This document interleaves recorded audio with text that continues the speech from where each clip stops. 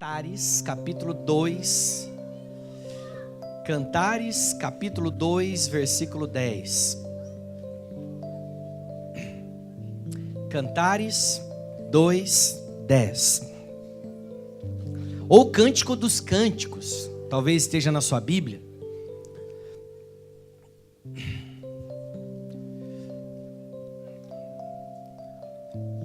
Cantares, capítulo 2, versículo 10. Nós vamos ler até o 13. Quero que você acompanhe comigo. Se você está sem Bíblia, pega uma carona no irmão que está do lado, ou então acompanhe pela TV. Diz assim: o meu amado falou e me disse: levante-se, minha querida, minha bela, e venha comigo. Veja, o inverno passou, as chuvas acabaram e já se foram. Aparecem flores sobre a terra, e chegou o tempo de cantar. Já se ouve em nossa terra o arrulhar dos pombos. A figueira produz os primeiros frutos, as vinhas florescem e espalham a sua fragrância.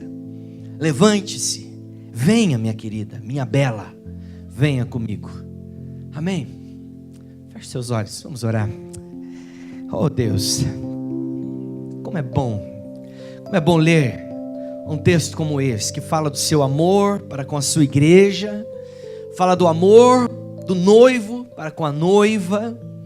Como é bom saber que nós somos alvo deste amor. Como é bom saber que o Senhor tem pensamentos bons a nosso respeito. Como é bom cantarmos que não há nada que possa nos separar do teu amor, nem a morte, nem a vida, nem os anjos, nem principados, nem potestades poderão nos separar do teu amor, que dura para sempre e é incalculável. Mas que o Senhor possa nos dar a oportunidade de compreender num nível mais profundo a largura, a altura, a profundidade, o comprimento desse amor que é sobre nós, em nome de Jesus, amém. Amém.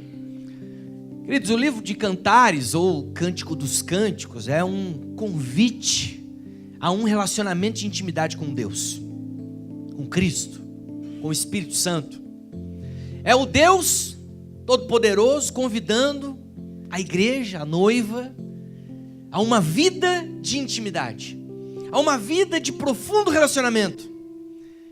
E, sabe, irmãos, por muitas vezes eu já vivi tempos de frieza, de mornidão, de às vezes ir para o culto, e eu me lembro de alguns cultos que eu fui assim e saí dali mal, porque parece que eu não fui para o culto, parecia que eu não tinha ido para o culto, porque eu não senti nada.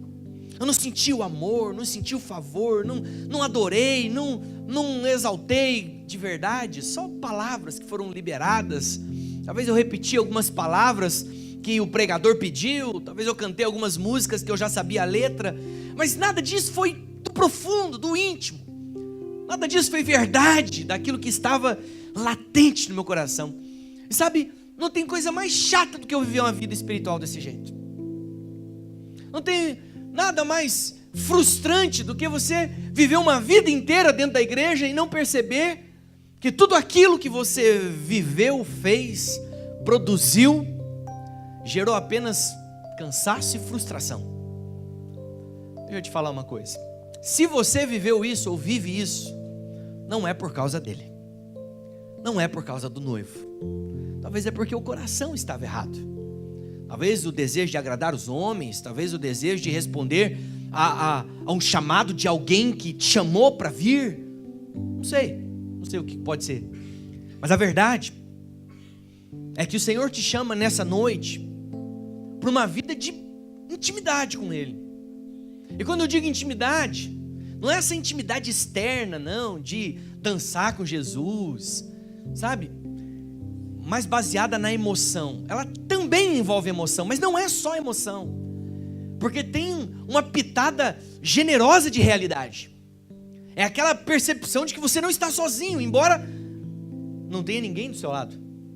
Minha esposa está viajando, está para Goiânia, e os meus filhos hoje estão na minha sogra.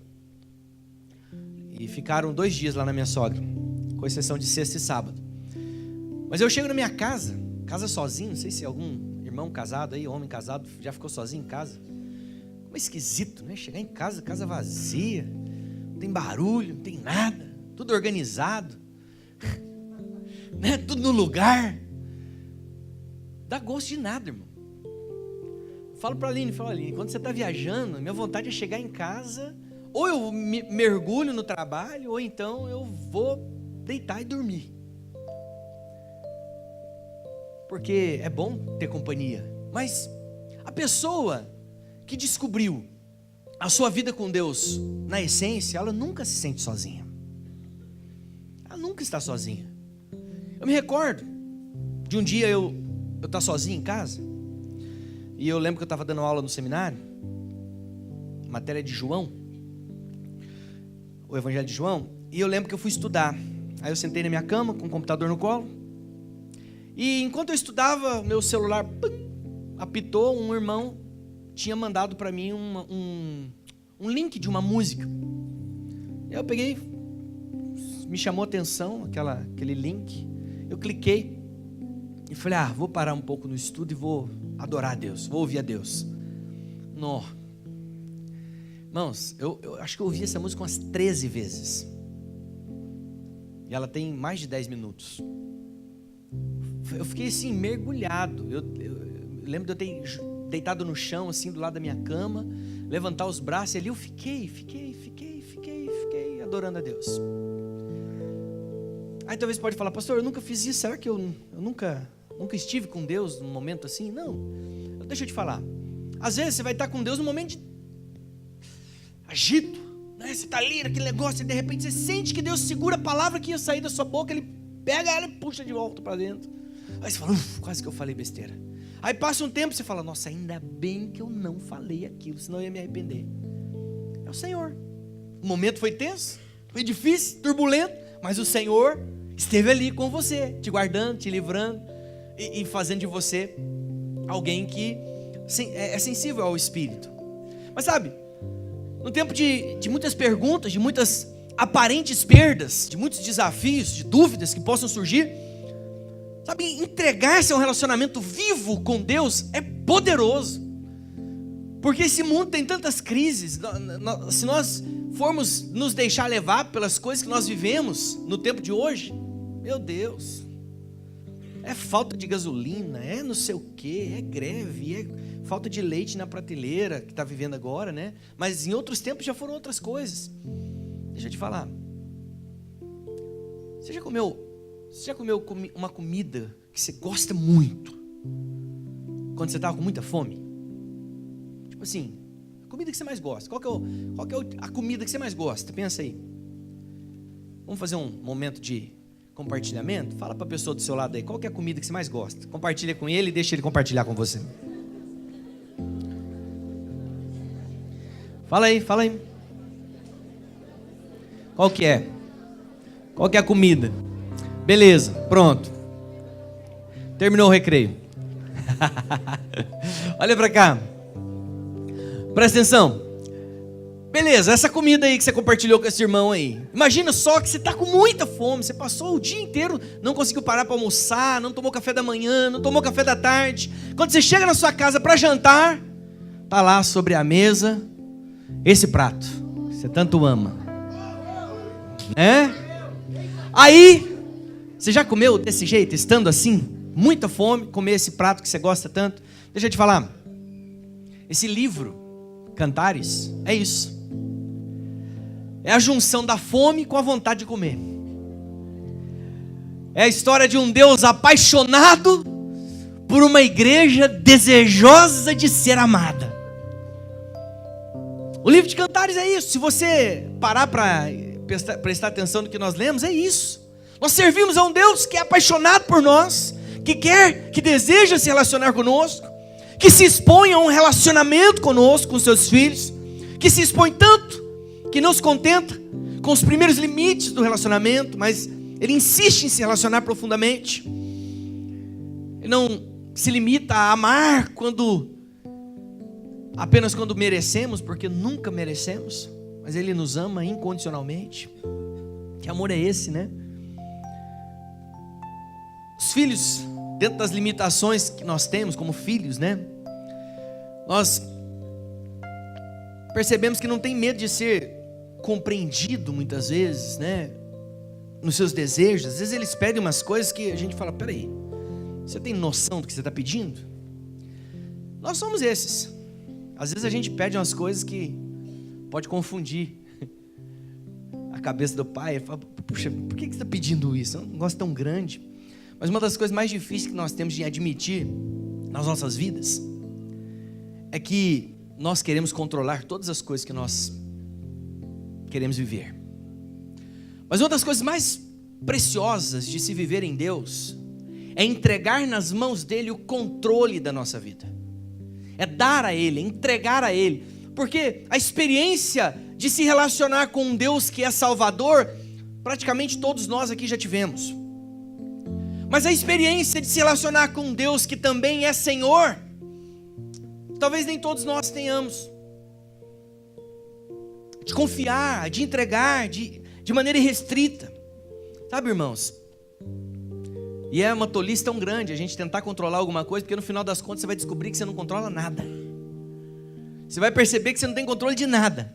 E quando a ficha cai, quando a casa cai, em algum momento da sua vida, há um desejo muito grande de pedir socorro, e nós sabemos muito bem para onde a gente vai, para quem que a gente pede socorro. E eu creio que hoje o Senhor te convida para esse relacionamento. Ele quer responder algumas questões que talvez estão aí latentes no seu coração, coisas que você tem perguntado para Ele há tanto tempo, que tem incomodado a você, também a mim, por que não? Mas algumas dessas questões são tão íntimas, muitas vezes são tão profundas, que você nem ainda descobriu que era algo que você queria. Talvez você nem saiba, mas o Senhor sabe. E eu creio que você veio aqui essa noite, não para participar de um culto, mas para ter um tempo de intimidade com o noivo apaixonado. Quando o Igor falou aqui no louvor, tenta imaginar o olhar de Jesus. Eu imaginei um olhar sorrindo, um rosto feliz em me ver. Talvez alguns imaginaram um rosto sisudo, tipo: eu sei o que você tem feito, né? Eu sei o que você fez no verão passado.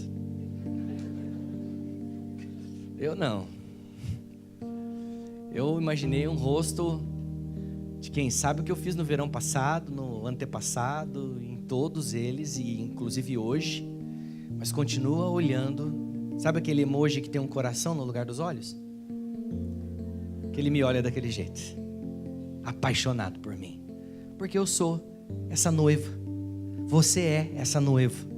E deixa eu te falar, não tem nada que você possa fazer para que Deus possa te amar menos, e não tem nada terrível que você faça. Aliás, tem nada que você possa fazer para que Deus possa te amar mais, e não tem nada tão terrível que você possa fazer que vá fazer com que Deus te ame menos, porque o amor de Deus já está no limite máximo por mim, por você. E esse texto que nós lemos aí é um convite que eu quero fazer para você, para nós caminharmos dentro dele. Hermeneuticamente falando, né, o texto de hoje, a pregação vai ser um pouco diferente, porque nós vamos caminhar pelo texto. Eu vou pegar trechos desse texto e nós vamos destrinchar ele, ok? Então deixa ele aberto aí, de Cantares 2:10, e nós vamos pegar parte por parte e falar um pouco a respeito dele, ok? É um chamado à intimidade. Cada expressão, cada frase vai nos revelar o coração de Deus, a mim e a você.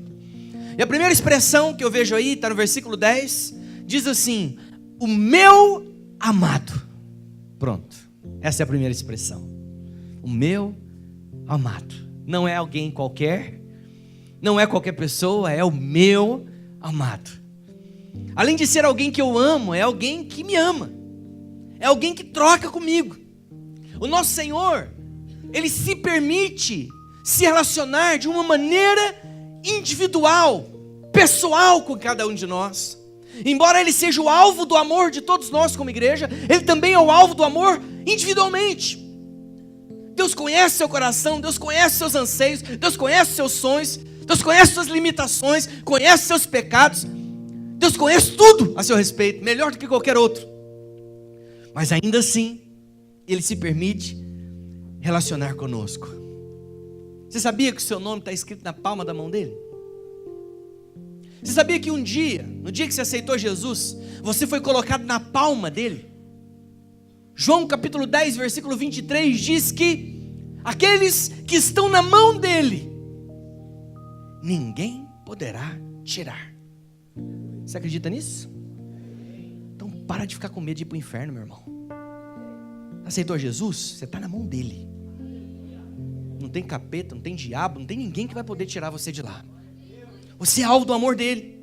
Então, esse aspecto do nosso relacionamento é muito forte. Antes mesmo que Ele nos conhece tanto que antes mesmo que chegue uma palavra na nossa boca, Ele já sabe o que a gente vai falar. Antes mesmo que a gente possa sentir alguma coisa, Ele sabe o que a gente vai sentir. Ele já conhece. Tem um texto que diz que ainda que uma mãe se esqueça do seu filho, Ele, porém, jamais se esquecerá dos seus. É possível uma mãe esquecer do filho? Não. Difícil. Mas a Bíblia diz que ainda que uma mãe se esqueça, o Senhor não se esquecerá.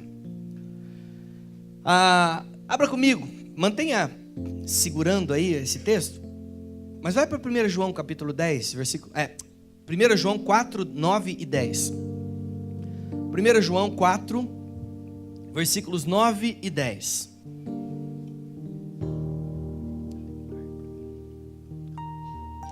1 João 4, 9 e 10 diz assim: foi assim que o Senhor manifestou o seu amor entre nós, enviou o seu Filho unigênito ao mundo para que pudéssemos viver por meio dele. Nisto consiste o amor, não em que nós tenhamos amado a Deus, mas em que Ele nos amou e enviou o seu Filho como propiciação pelos nossos pecados. O nosso relacionamento com Ele não consiste em que nós o amamos. Deixa eu te falar uma coisa, é muito bom dizermos que nós amamos Ele, mas deixa eu te falar, Ele não nos ama porque Ele é amado. Nós é que o amamos porque somos amados. Então por mais que você diga: Senhor, eu te amo, eu te amo, eu te amo, você pode dizer isso, você deve dizer isso, mas deixa eu falar, essa frase nunca é completa partindo de nós. Ela só é completa se você tiver a revelação de que primeiro Ele te amou. E a maior necessidade que você tem não é de amar, presta atenção. A maior necessidade que você tem na sua vida não é de amar a Deus, e sim de se perceber amado por Ele. Por que eu estou dizendo isso? Porque se você não perceber o amor dele por você, o seu amor por Ele nunca será real e verdadeiro no sentido espiritual da palavra. Porque tudo que nós temos partiu dele. A fé partiu dele. Você sabia que até a vontade de adorar vem dele? Tudo vem dele. Então o amor que nós expressamos por Ele também é assim. Ele nos ama. Ele liberou esse amor sobre nós. O amado e o seu amor, porque Ele é o amor, já se revelou e continua se revelando. A segunda expressão ainda no versículo 10 versículo 10 diz assim: o meu amado falou e me disse.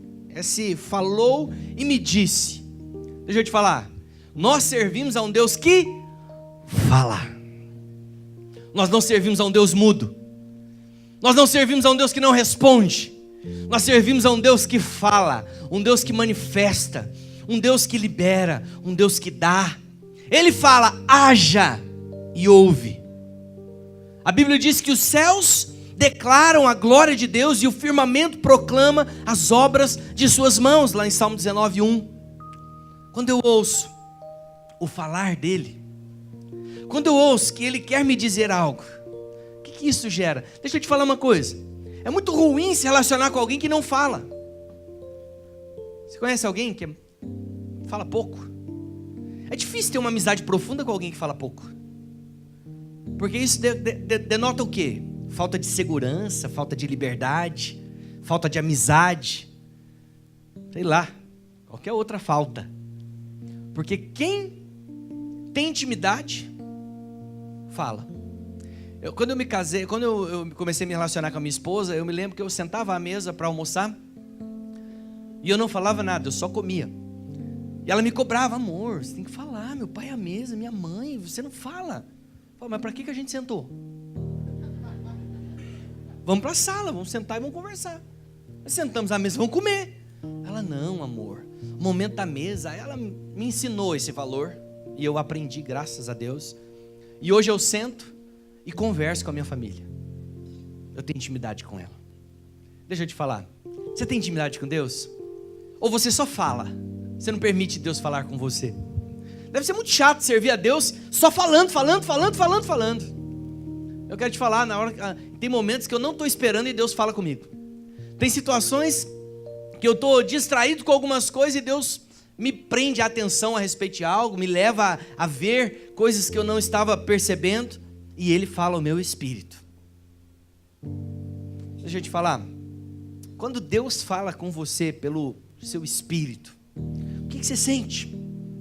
A Bíblia diz o seguinte: ensina-nos a contar os nossos dias para que o nosso coração alcance sabedoria. Oh Deus, sabedoria, não sei se você sabe, mas na essência, fala, ser sábio é ter um coração que ouve. Então ser sábio é saber ouvir a Deus no momento certo. Teve um dia que eu estava com um líder, sentado num aconselhamento, e ele perguntou a respeito de uma situação no cotidiano da igreja. E eu orientei ele, falei para ele e tal, instruí ele. E aí, logo depois, algumas semanas depois, ele viveu um momento, uma situação, em que ele precisou usar o que eu disse para ele, como um ensinamento, na prática, na vida da liderança dele na célula.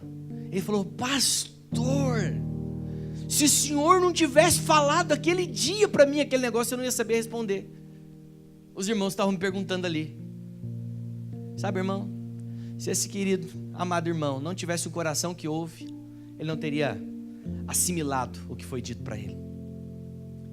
Ah, pastor, mas foi o homem que falou, foi o Senhor que falou, né? No caso eu falei, né? Foi Deus. Deus usa pessoas para falar com você. Você crê nisso? Deus pode te usar para falar com alguém. Deus pode usar você para liberar uma palavra sobre esse irmão que está do seu lado, essa irmã. Deus pode te usar lá no seu trabalho, na sua escola, na sua família, para falar. Achei tão precioso. Eu dei aula de cura e libertação no curso de treinamento de líderes. E aí a Adrian estava comentando no grupo lá do CTL. A Adrian está aí, não? Não está, né? Ela estava falando que ela chegou em casa e aí o marido dela estava reclamando de dor. E eu desafiei eles, falei: quando alguém falar que está com alguma dor, você vai orar. Você vai liberar de Deus. Vai liberar a cura. E ela, aí todo mundo: amém, pastor, não, amém. E aí ela compartilhou que chegou, não sei se foi no mesmo dia ou um dia depois, o marido falou que estava com dor no corpo. E aí ela falou: vou orar por você. Você deixa eu orar por você? E o marido não é da igreja. Ele falou: eu deixo. Aí ela orou. Aí logo depois disso ele dormiu e acordou no outro dia, 0 bala. E ela perguntou: e aí, você está bem? Ele falou: sim, estou novo. Eu acho que foi a oração que você fez. Que glória, né? Como é bom servir a um Deus que através de outros nos instrui, nos ensina e nos leva a ter experiências com Ele. O marido foi curado com a oração da esposa. Deus está batendo lá no muro, né? O muro está sendo trincado, até que ele esteja aqui junto com ela, servindo a Deus. Então, o que eu percebo, querido, é que esse Deus que fala quer se relacionar.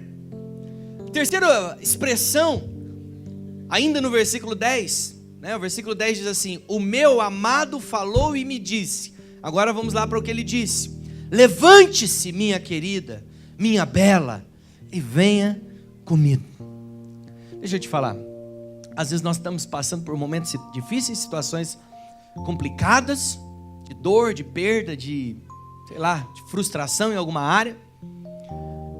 Mas é tão bom ouvir a voz do noivo dizendo: vem, levante-se, meu amado, né? Minha igreja, minha linda, minha bela, venha comigo. Talvez no seu coração você está dizendo: eu não aguento mais, eu não suporto mais, eu não dou conta, eu não consigo, eu não posso, eu não vou avançar, eu não vou crescer, eu não vou suportar, eu não vou viver assim. Talvez essas frases, elas estão presentes na sua vida, ou estiveram presentes em alguns momentos, mas a verdade, querido, é que a incredulidade, o medo, a insensibilidade com relação ao Espírito, a angústia, o conformismo com a situação difícil, sabe, te trava, te mantém afastado. Mas eu quero te fazer um convite nessa noite. Aí onde você está agora, talvez você não consiga perceber o que está acontecendo, mas Deus, esse noivo apaixonado, está dizendo para você: minha amada, minha linda, levante-se, venha comigo, venha comigo, decida andar comigo, se entregue a mim, venha para o embalo dos meus braços, venha andar na intimidade, venha, se aproxime de mim. Sabe, irmãos, nós perdemos muito quando nós não ouvimos essa voz. Nós perdemos muito quando deixamos de ter tempo com Deus, quando deixamos de confiar em Deus. Talvez por muitos anos da sua vida você viveu batendo cabeça, errando, sabe, fazendo coisas erradas, tomando decisões erradas. Mas o conselho bíblico para mim e para você nessa noite é: levante-se, minha amada, minha querida, minha bela, e venha andar comigo. Venha comigo, venha.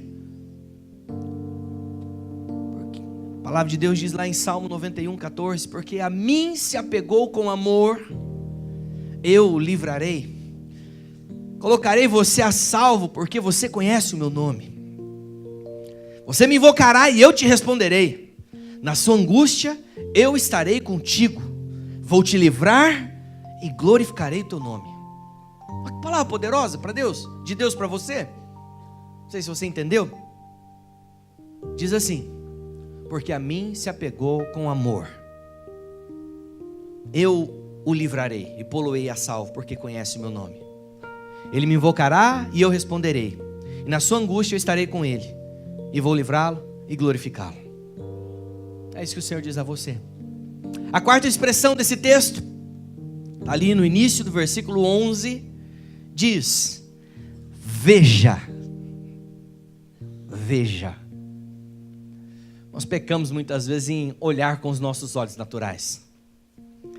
Eu quero que você veja, mas eu quero que você veja da perspectiva correta, que você olhe para onde Ele está pedindo para você olhar. Quando Ele fala veja, olhe, Ele não está dizendo olhe, perdido, não, Ele está direcionando, veja, perceba, olhe, veja da perspectiva correta, diz o amado.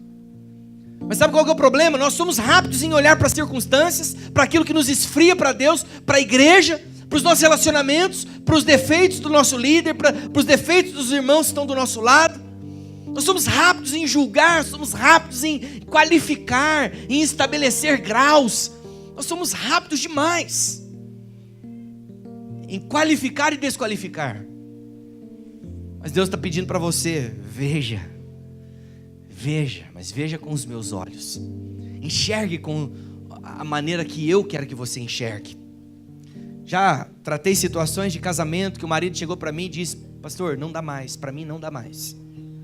Não é propósito de Deus que eu esteja com essa mulher, porque não é possível, pastor. Não tem mais condição de eu estar junto com ela. Já teve casal que me procurou 1 mês depois de eu ter feito o casamento deles, pedindo para divorciar. Deixa eu te falar. Aí Deus pede para esse casal: veja, veja. Já teve mães que me procuraram dizendo: pastor, eu não aguento mais meu filho, não dá mais, eu não suporto mais, o que eu faço? Aí Deus olha para essa mãe e diz: veja, Veja com os meus olhos. O problema é que nós estamos treinados pela nossa natureza natural, né? Natureza natural ficou estranho, né? Mas para nossa tendência natural, perdão, é que nós temos a tendência de olhar para aquilo que é externo, para aquilo que a gente está enxergando, aquilo que é palpável. Nós somos ávidos pelo palpável, pelo tangível, pelo alcançável. E Deus está te chamando para coisas muito maiores, muito mais profundas, que você não consegue nem ver, nem enxergar e nem dimensionar. Experimentar de uma graça e de um favor que é intangível. Então, querido, deixa eu te falar. Ele nos convida a olhar para onde Ele está apontando. Assim como Abraão e Ló, por exemplo. Abraão e Ló, lá em Gênesis. Eles não podiam mais andar juntos, eram primos. E Abraão chegou para Ló e falou: ó, Ló, nós não conseguimos mais andar juntos, tem muitos bens, muitas coisas, já está havendo briga entre os nossos pastores aí. Faz o seguinte, escolhe o lugar para onde você quer ir, e para o lado que você falar que vai, eu vou para o lado contrário. Aí Ló olhou ao redor e viu um vale, um lugar verde, bonito. Naturalmente era o melhor lugar para ir. Ele falou: Abraão, eu vou para cá. Ele falou: então muito bem, pegue suas coisas então, vai na bênção e vai para lá. E eu vou para cá. O lugar para onde Abraão foi era terrível, era inóspito, era inabitável. Mas o que acontece? Ló olhou com os olhos naturais, Abraão olhou com os olhos da fé. Quando Deus falou: Abraão, sai da tua terra, larga a tua parentela e vai para o lugar que eu te mostrarei, Abraão não foi sozinho, Abraão levou Ló. Chegou no momento que ele falou: não dá mesmo, eu tenho que obedecer a Deus. Ele falou: ó, Ló, então vai. E aí Deus começou a mostrar para Abraão o lugar. E Deus deu uma promessa a Abraão. Olhar com os olhos de Deus fala de ter as escamas removidas. Às vezes o melhor para Deus não é o melhor aos seus olhos. Às vezes o melhor para você é trabalhar naquela multinacional ganhando um salário de, R$8.000. Muito bom. Mas talvez o propósito está em você trabalhar naquela empresa estadual mesmo, que serve o Estado aqui, ganhando 4, mas sendo luz naquele lugar. Propósito. Enxergue como Deus enxerga. Nem tudo vale a pena, a não ser que o Senhor te mande. Eu percebo também no Novo Testamento, Simeão, quando Jesus foi apresentado diante da sinagoga, a Bíblia diz que Jesus era mais uma das crianças. Jesus foi apresentado, eu não sei, a Bíblia não diz quantas crianças foram apresentadas aquele dia, mas a Bíblia diz que Jesus foi apresentado. E quando Jesus foi apresentado, todo mundo olhou para Jesus como uma criança. Simeão olhou para Jesus, foi até a criança e reconheceu Jesus como sendo o Salvador, como sendo aquele que na verdade viria para salvar a todos. Eu percebo aqui no versículo, deixa eu achar aqui, versículo 20, Lucas 2:28 diz assim: Simeão tomou nos braços o menino e louvou a Deus dizendo: ó soberano, como prometeste, agora podes despedir em paz o teu servo, ou seja, agora o Senhor pode me levar, porque os meus olhos já viram a tua salvação, que preparaste à vista de todos os povos, luz para a revelação aos gentios e para a glória de Israel, o seu povo. O pai e a mãe do menino, de Jesus, estavam admirados com o que fora dito a respeito dele. Ou seja, Simeão, ele teve olhos para enxergar Jesus. Às vezes nós não temos olhos para enxergar Jesus nas circunstâncias, mas deixa eu te falar, nada foge ao controle de Deus. Pastor, mas às vezes é tão difícil entender isso. Às vezes é tão difícil entender qual que é o propósito de eu passar por essa crise financeira, qual que é o propósito de eu passar por essa perda, qual que é o propósito de eu passar por esse problema, qual que é o propósito do meu filho sair de casa, qual que é o propósito de fulano na verdade estar nas drogas, qual que é o propósito de fulano estar enfermo, ou eu estar enfermo. Que propósito tem nisso? Deus tem propósito em doença por acaso? Deus tem propósito em perda, em sei lá o que, em separação? Não, Deus não tem propósito em nada disso. Mas deixa eu te falar, Deus faz disso um propósito. Deus converte a maldição em bênção. Porque uma coisa você precisa crer. Todas as coisas cooperam para o seu bem. Todas as coisas cooperam para o bem daqueles que amam a Deus. Outra coisa, a quinta expressão desse texto, versículo 11 agora, né? Já falamos do veja, agora todo o restante do versículo 11. O inverno passou, as chuvas acabaram e já se foram. Eu preciso ouvir um aleluia pelo menos.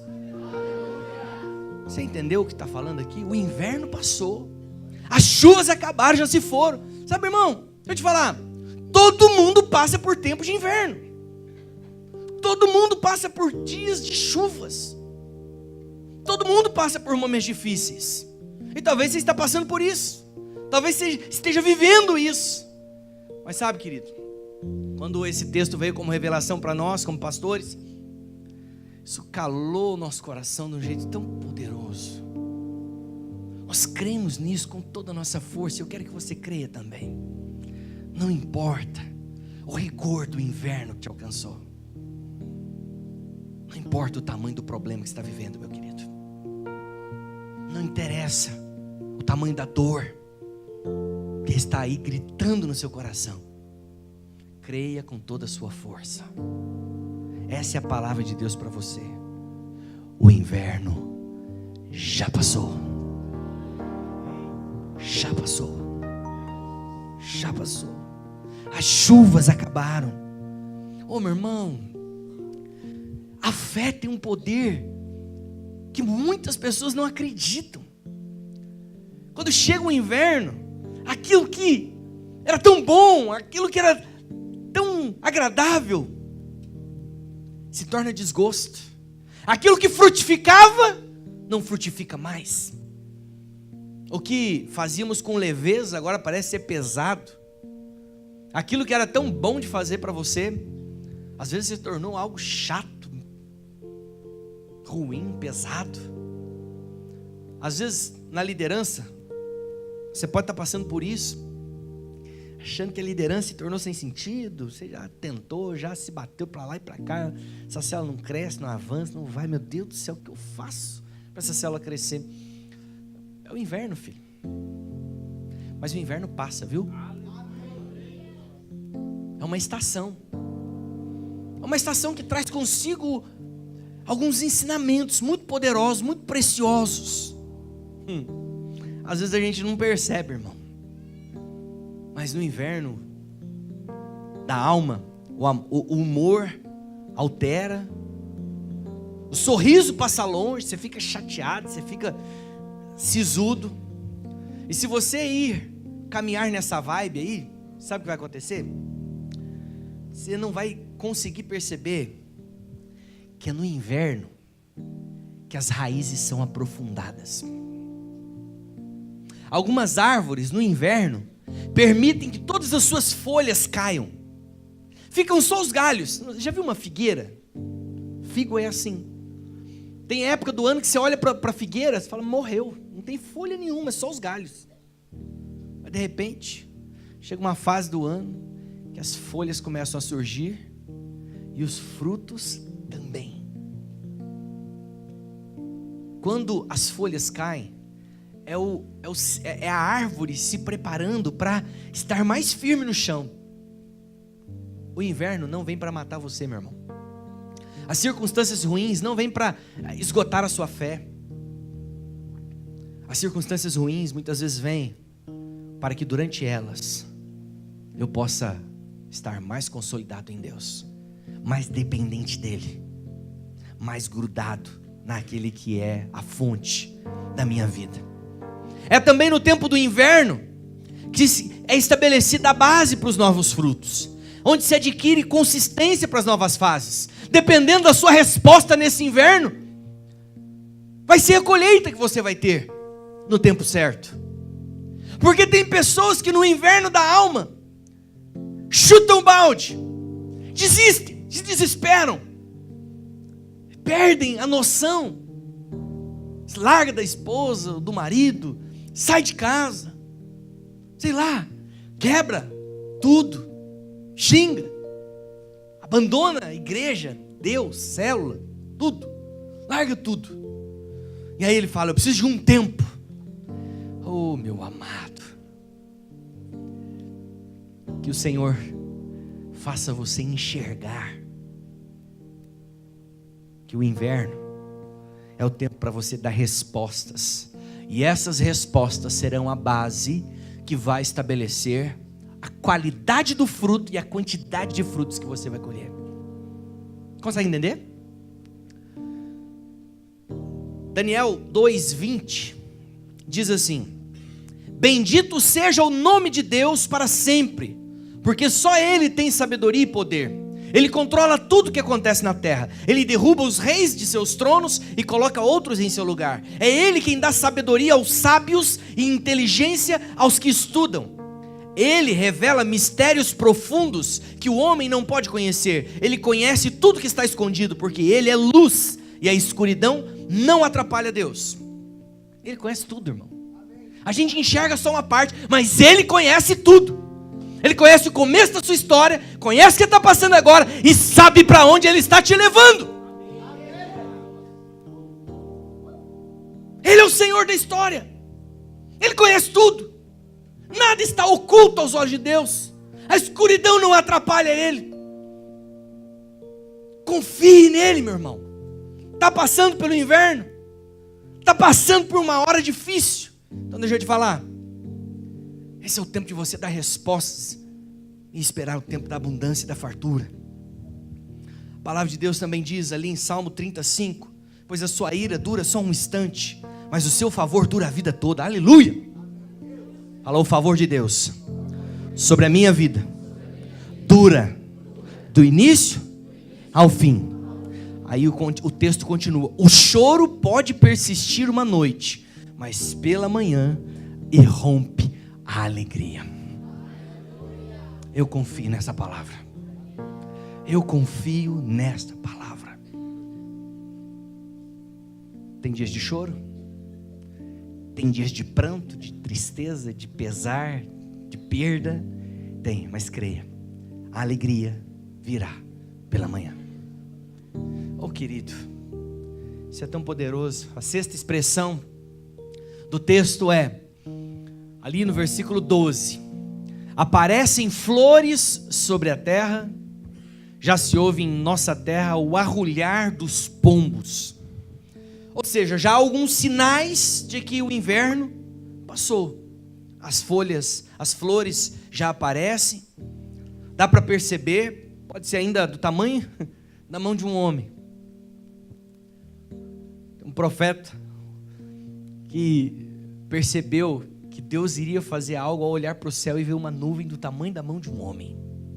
Ele se apegou naquela palavra e disse: vai chover, porque eu vejo uma nuvem bem pequena, do tamanho da mão de um homem, mas esse é o sinal que a chuva virá. Meu irmão, deixa eu te falar, Deus tem dado sinais a você. Deus tem mostrado a você algumas coisas. Talvez para você são pequenas, mas para Deus não importa se a nuvem toma a cidade inteira ou se ela é do tamanho da mão de um homem. A verdade é que Ele vai mandar chuva. A bênção virá. Sabe, às vezes alguns sinais, algumas coisas pequenas, você fala: pastor do céu, eu não consigo ver nada. Deixa eu te falar, nada é muita coisa. Você consegue ver. Se você não vê, é porque você não está obedecendo a direção dele. Veja com os meus olhos. Eu estou fazendo, eu estou trabalhando em seu favor. A Bíblia diz que nunca se ouviu falar de um Deus que trabalha em favor dos seus. Dá para perceber esses sinais. Sabe, são sinais de que o céu está invadindo a terra. São sinais de que o favor de Deus está se manifestando. Mas outros sinais ainda estão por vir. Não sei quais são os sinais que você vê na sua vida, né? Talvez é uma entrevista que você tem para essa semana. Talvez é, na verdade, a expectativa de algo no seu casamento, na sua vida profissional, no seu relacionamento. Sinais estão por vir. Mas nós temos que aprender a enxergar nessa perspectiva. Não sei se talvez você já tenha visto um vídeo que nós passávamos antigamente no encontro, de um casal que briga, né? E aí eles estão ali, aí o cara joga uma garrafa na parede, né? E aí você entra naquela história e você fala, meu Deus, o que é isso? E aí ele empurra a mulher, joga as contas pro chão, e aí sai. Aí a mulher deu o papelzinho da inscrição do encontro com Deus para ele amassou, jogou fora. Aí da metade para frente ele pega aquele papelzinho, lê, preenche, vai pro encontro. Eu não sei você, mas conforme aquele vídeo vai passando, meu coração vai ficando aquela expectativa da hora do gol, né? Aí ele vai, aí ele tá lá, ele senta, aí tem lá o pastor pregando lá na frente, aí o vídeo vai crescendo, aquela coisa, aí de repente pega na mão aqueles cravos, pega aquela coroa e ele coloca na mão e sente, aí ele dá aquela, né, arrepiada. Aí quando a gente vê que ele está indo para frente, ele cai de joelho lá nos pés da cruz. Meu Deus, aquela hora é poderosa, né? Aí você vem e fala, nossa, é isso, cara. Sabe, irmãos, você precisa ter de volta o resgate dessas alegrias. Aquela mulher, ela não via nada, perdeu tudo. O marido saiu de casa, quebrou tudo, estava bebendo, estava no vício. Mas Deus mudou a história. Em um momento, a fé pode explodir. A sétima expressão é: o inverno já passou, as flores estão surgindo. Parte B do versículo 12. Chegou o tempo de cantar. Às vezes é difícil cantar nessa hora. Rendido estou, minha vida dou, em Cristo sei quem Você consegue cantar? sou, nesse amor eterno, com todo o seu coração. Sou, em tua graça estou, no amor do meu Salvador, um romance eterno, rendido estou, minha vida dou, em Cristo. Diga isso, em Cristo sei quem sou, nesse amor eterno, com tudo que sou, em tua graça estou, no amor do meu Salvador, um romance eterno.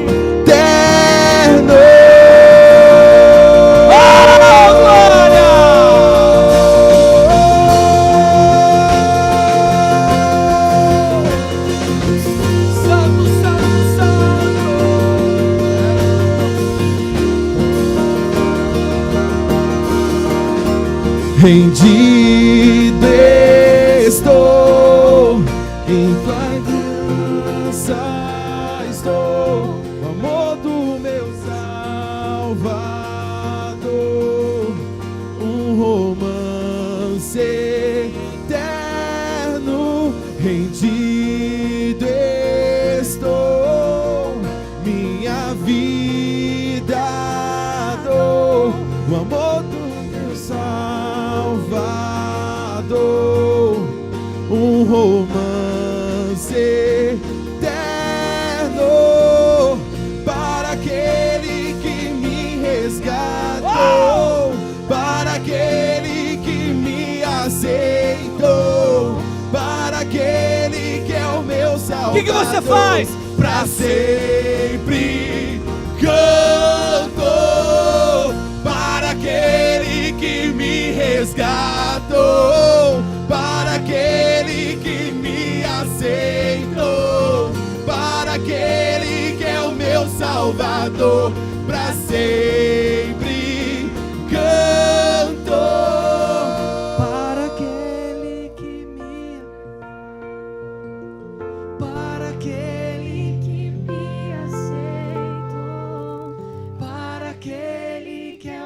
Só a igreja. Com toda a sua vida, com toda a sua alegria. Para aquele que me resgatou, para aquele que me aceitou, para aquele que é o meu Salvador. Oh, glória a Deus! Aplauda o Senhor! Glórias ao nome desse Deus poderoso!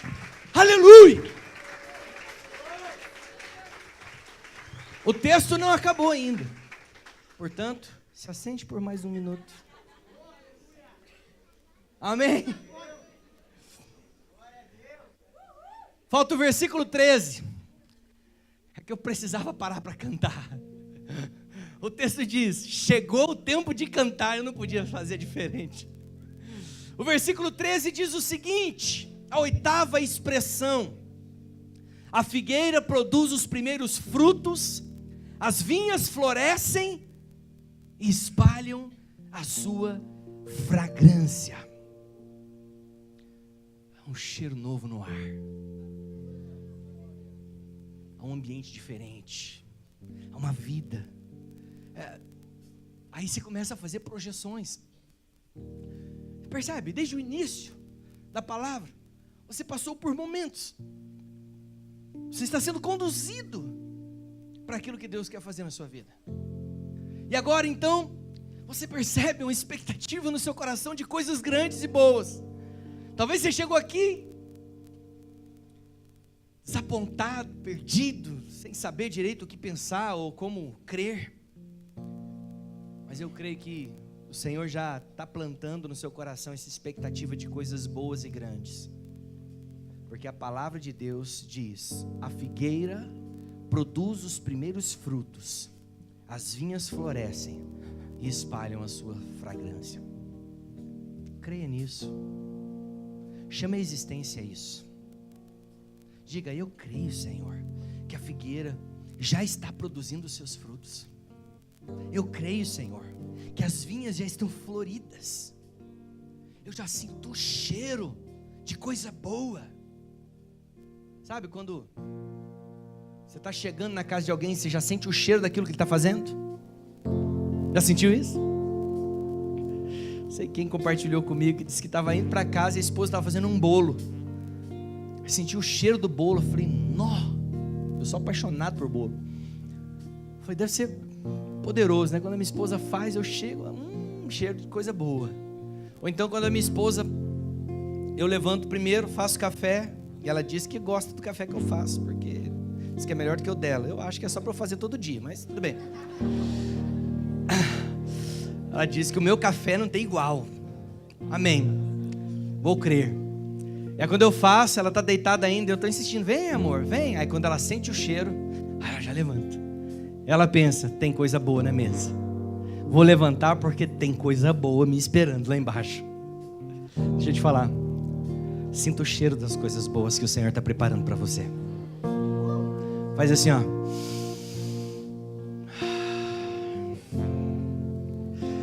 Oh, meu amado, tem coisa grande esperando. Você pode dizer: tem coisas grandes me esperando. Fala: o Senhor está preparando coisas grandes para mim. Eu creio, meu irmão, com todas as minhas forças. Eu creio por coisas grandes. A última expressão: levante-se, venha, minha querida, minha bela, venha comigo. Versículo 13, finalzinho dele. Levante-se, venha, venha, minha querida, venha, minha bela, venha comigo. Esse é o convite do Senhor para desfrutar dele. Fique de pé.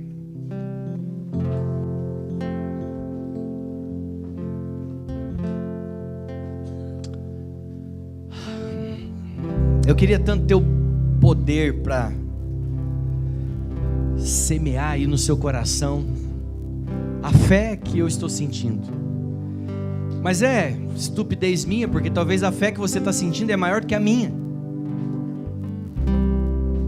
Até porque a fé ela vem do Senhor. A Bíblia diz que Ele é quem tem poder para convencer da justiça, do pecado e do juízo. É o Espírito Santo que convence, que traz clareza e traz luz. Mas eu quero que você nessa noite perceba. Quero fazer um convite. Talvez tenha alguém aqui nessa noite que ainda não consegue nem ter fé. Você ainda não recebeu Jesus como Salvador na sua vida. Você talvez nos visita, ou talvez já tenha nos visitado há algum tempo, e nunca confessou Jesus como Salvador da sua vida. Eu não estou perguntando se você tem uma religião, não. Estou perguntando o seguinte: existe um Deus que quer se relacionar em intimidade com você. Você quer se relacionar assim com Ele? Se você ainda não sentiu que a sua vida com Deus é uma realidade, mas o que você vivia até aqui era uma religião, só uma série de práticas, mas a realidade da vida com Deus ainda não aconteceu. Você nunca declarou, nunca confessou com a sua boca: eu te recebo, Jesus, como meu Salvador. Então, você conhece Jesus como você conhece, sei lá, o Michel Temer. Você sabe quem é, você sabe onde ele mora. Se você vê, você sabe que é ele, mas você nunca falou com ele e você não tem amizade com ele. As coisas que ele faz influenciam na sua vida, mas você não tem acesso à sala dele. Talvez Deus para você é isso. É alguém que você já ouviu falar, sabe de quem se trata, sabe do que ele pode fazer, e às vezes o que ele faz influencia na sua vida, mas você não tem acesso à sala. Deus está te chamando nessa noite. Levante-se e venha. Venha, minha linda, venha, minha amada, venha, minha querida, minha bela. Venha comigo. Feche seus olhos. Toda a igreja, feche os olhos. Porque talvez tenha alguém aqui que nessa manhã, nessa noite, queira aceitar esse apelo do Senhor. Levante-se e venha. Levante-se e venha. Você que já tentou de todas as formas, você que já fez de tudo e mais um pouco e não consegue romper, talvez porque você ainda nem aceitou esse noivo. E o noivo apaixonado promete coisas incríveis para sua amada. Deixa eu te falar, Deus quer te ter como noiva de fato, e não como alguém que admira o noivo somente. Tem alguém aqui nessa noite, ainda de olhos fechados? Apenas levante uma de suas mãos se você quer aceitar Jesus. Você nunca aceitou Jesus antes. Glória a Deus. Tem uma irmã ali, aleluia. Tem mais alguém? Não abra os seus olhos não, só levante sua mão, uma de suas mãos. Glória a Deus, aleluia, glória a Deus. Mais 3 pessoas. Tem mais alguém que nessa noite quer reconhecer Jesus como seu Salvador? Você quer declarar, você quer viver isso? Fala assim: eu quero Jesus na minha vida, eu quero que Ele mude a minha história. Você nunca aceitou Jesus antes? Levante sua mão aí, deixa eu orar por você. Glória a Deus, aleluia. Você que aceitou, coloque sua mão no seu coração. Declare assim comigo, toda a igreja declare comigo: Senhor Jesus, eu recebo em meu coração a sua alegria. Eu declaro que o Senhor é o meu Salvador. Eu o recebo como vida dentro de mim. Eu declaro que antes havia morte, mas hoje há vida. Eu declaro que a minha história não será mais a mesma, e o Senhor já escreveu o meu nome no livro da vida. Nunca mais eu andarei por caminhos de morte, porque eu conheci a verdadeira vida, e essa vida